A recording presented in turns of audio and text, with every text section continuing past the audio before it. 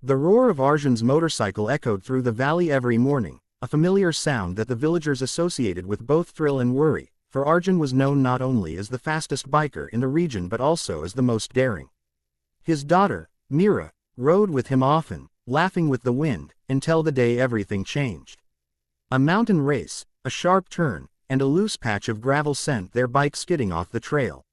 Arjun escaped with injuries, but Mira's spine was damaged so severely that the doctors declared she would never walk again. Her world collapsed into the boundaries of a wheelchair, and Arjun's heart shattered with every attempt she made to stand, only to fall back helplessly. Months passed. Therapy drained their savings. The villagers who once cheered Arjun's stunts now only whispered about the tragedy.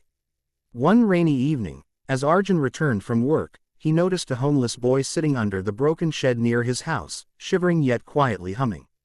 The boy looked no older than 15, with bright, curious eyes that didn't match the misery of his torn clothes. Arjun offered him food, and the boy introduced himself as Aman. Over the next days, Aman started helping around the house, sweeping the yard, carrying water, fixing small things. Though he spoke little of his past, he was always gentle with Mira, who at first withdrew from everyone but slowly warmed up to him. She would watch him from her window as he attempted strange little feats, balancing stones, tying ropes in odd patterns, building wooden structures that made no sense. One day Mira asked, "What are you doing?" Aman smiled. "Practicing. I learn by watching." "Watching who?" she asked. "People, nature, motion," he answered as if it was the simplest truth. Over weeks, the friendship between Mira and Aman deepened. He pushed her wheelchair to the riverbank, told her stories, made her laugh. But the one thing he never did was pity her. Instead, he looked at her with a strange confidence, as if he knew something she didn't. One afternoon, Aman asked Arjun for permission to work with Mira in a different way. "I think she can move again," he said softly.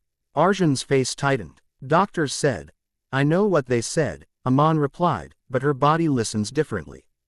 I have seen it." Though hesitant, Arjun could not refuse. Hope, even faint, was irresistible.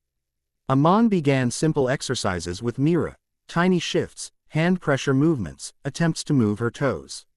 His methods were unusual, almost instinctive. He would close his eyes and run his hands gently along her back, stopping at points as if feeling the flow of something inside her.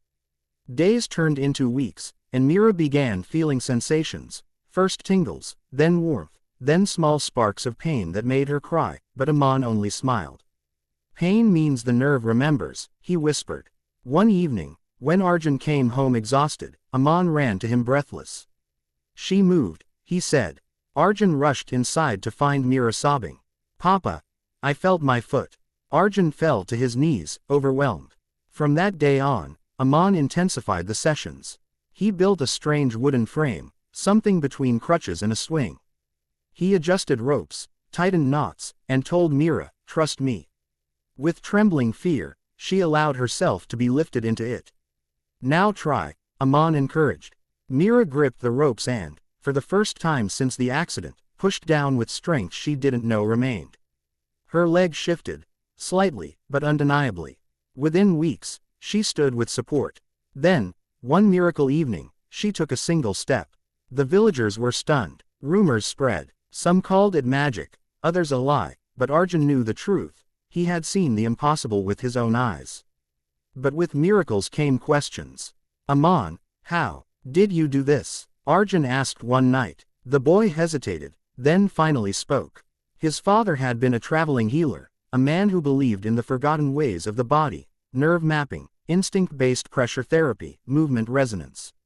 Aman had learned everything by watching him heal people in faraway villages, until his father died in an accident, leaving Aman alone to wander the world, helping whoever destiny sent his way. "Mira was the one destiny sent to me," Aman said quietly. But the story didn't end with Mira's first steps.